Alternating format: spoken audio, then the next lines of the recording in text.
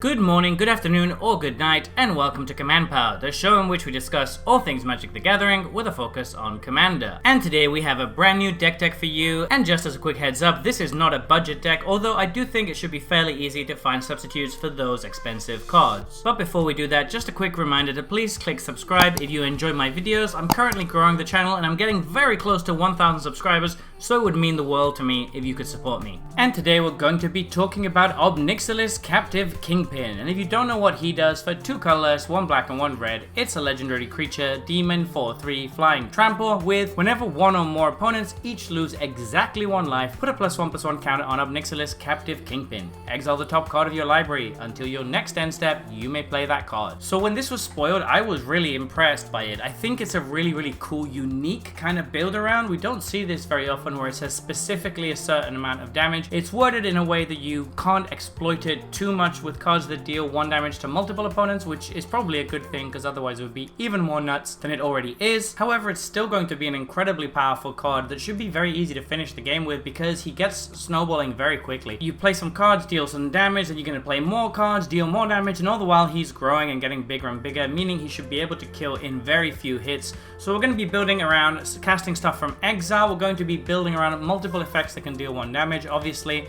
And then we have a couple of ways to leverage how big he is into direct damage. So without further ado, let's get started. And we have Creeping Bloodsucker. This is a card that has impressed me quite a bit in a few decks that I've been running it in, and it's just going to be really great here. It's only going to trigger Ob Nixilis 1, but still it's a nice life buff for us, and it drains our opponents each for 1, which is very nice. Defiler of Instinct is a decent card in most decks, and here we have quite a few red permanents, so it's going to be dealing 1 damage and reducing the cost of our cards. What's not to like? Electrostatic Field is decent in this deck. We didn't end up with as many instances of sorceries as we originally planned. However, you can still deal quite a bit of damage with this. It is one of the weaker cards in the deck, so if you're looking for upgrades or things to change, this would be one of the first cards I would cut. Fate Unraveler is great because it's going to trigger Ob Nixilis 3 separate times, which is fantastic. And then of course, if our opponents draw more cards, it's going to trigger even more times. With Ob Nixilis out, this basically becomes kind of like a consecrated sphinx, which is pretty nuts. Firebrand Archer is much better than Electrostatic Field because it triggers on non-creature spells. We have a ton of those in this deck, so this is going to be great. Garner Bloodfist of Keld is going to work really well because we're either drawing cards or dealing damage, which is essentially going to basically draw us cards, so she's fantastic in this deck. Hellrider is a decent finisher and is just going to deal multiple instances of 1 damage, which is exactly what we want. Boarding Broodlord comes with a nice beefy body, but also he searches for the most relevant card in our deck, and then anything we cast from Exile gets Convoke, which is going to work so well with Ob Nixilis and all the tokens we're making, because we do have a little bit of a devil token sub-theme. Immolation Shaman is a little bit of hate for our opponents. It's going to make it more difficult for them to execute their game plan. Carder Doomscourge is always good, and it's better than normal here because the second ability, which is usually not the main part, becomes very relevant, seeing as each opponent is going to lose 1 life whenever an attacking creature dies. Kedric Parasite is a card I'm very fond of because I played it back in Conflux Standard, and in this deck it's really sweet because again it's going to act like another Fate Unraveler effect. Kessig Flame Breather is another copy of Firebrand Archer, so one of the best cards in the deck. Laelia the Blade Reforged is insane in this deck because we're going to be exiling so many cards with our commander ideally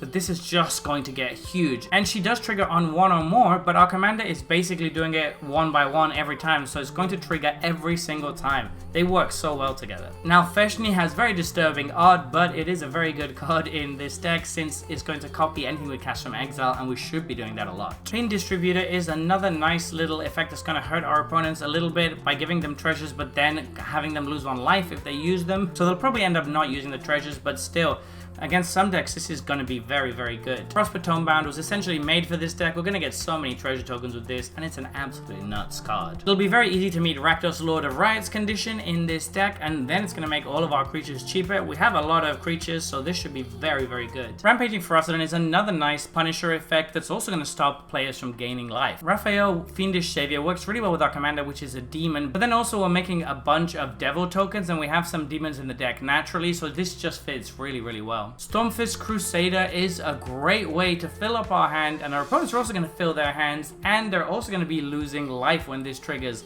Since we also have a bunch of effects that punish people for drawing cards, this is really great here. Sir Conrad the Grim is an excellent card in most decks, but in a deck that wants to be pinging for 1 damage, it becomes much better. Thermal Alchemist is better than Electrostatic Field in that we can use his ability once per turn no matter what, and then we'll often get to do it twice per turn, which is great. Erebras is going to fit quite nicely. We're not going to be flipping it very often, we'll basically just want it for the front side, but the front side is probably going to be good enough in this deck. Wild Magic Sorcerer is going to give us a nice little bit of card advantage the first time we cast a spell from Exile every turn, and Zozoth Chaos Rider is a fun way to put some randomness into the game and also get some devils, which work really well with our commander. Moving on to instants, we've got Bolt Bend, which is going to protect our commander.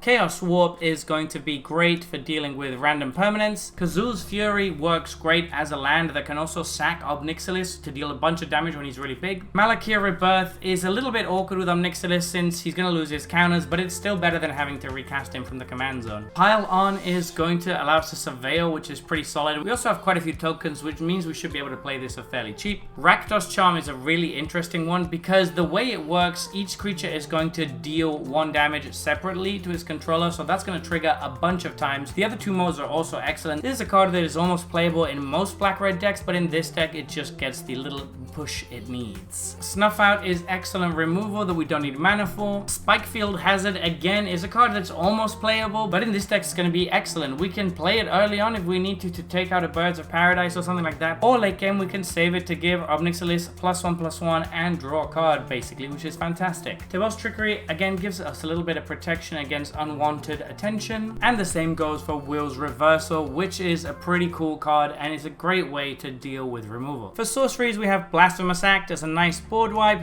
Burn Down the House is our secondary board wipe, which also doubles up as a devil token creator. Both of those mods are pretty good. Chandra's Ignition is a great way to finish the game if we think the coast is clear. Feed the Swarm lets us deal with enchantments. There's not much that we can do in red and black to deal with them. Grape Shot is incredible in this deck. If we've cast a bunch of things, we can just play this and get a ton of triggers from our commander, which is great. Jessica's Will is a staple in commander and it works really well in this deck. Light Up the Stage is almost always going to be turned on since we have so many ways to deal direct damage, and that makes it a very good card. And Mana Gazer is great for when we want to have a big turn and cast a ton of stuff from Exile. OB1 is going to be great in the deck. It's a card that goes infinite with Ob Nixilis, so we should almost always be able to win the game on the spot if they can't remove one or the other. Do be careful you don't exile your entire library and then they remove Ob Nixilis, because that is kind of awkward. Impact Tremors allows us to deal 1 damage whenever a creature comes into play. This is going to trigger a lot in our deck. Mana Bobs means that our opponents are going to have a really tough time when they tap mana to play for stuff. Passionate Archaeologist is going to deal a ton of damage in this deck and help us finish the game. Pestilence is great because it acts as a board wipe and it constantly grows our commander, so he will survive the board wipe, which means Pestilence will always be around. If you wanted additional copies of this effect, you could also include Pyrohemia. Next up we have Roiling Vortex, which is going to deal 1 damage to each opponent at the beginning of their turn. That's exactly how we like it. We can also stop our opponents from gaining life at a moment's notice. Spiteful Visions is going to move the game forward by forcing everybody to draw an extra card, but they're going to take 1 damage whenever they draw a card, so this becomes amazing in this deck.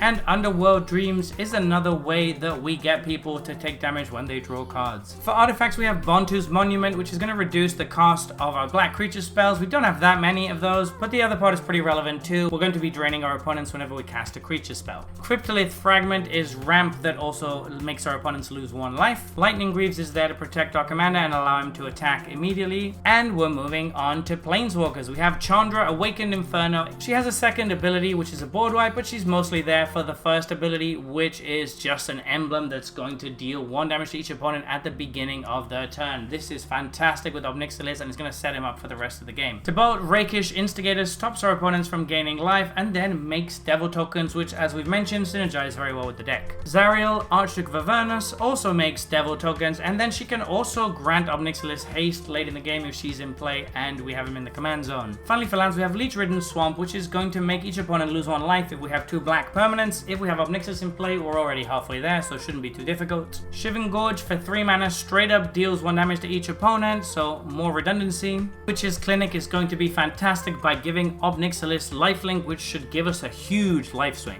And Sunscorched, as it is a one-off effect that deals 1 damage to an opponent when it comes into play. So there you have it. That has been our Ob Nixilis Captive Kingpin deck tech. This is a pretty spicy one. Do let me know in the comment section below if there is any commander from March of the Machine that you would like me to do a deck tech on next. And if you enjoyed this video, don't forget to click like or subscribe. It really helps the channel. And until next time, take care.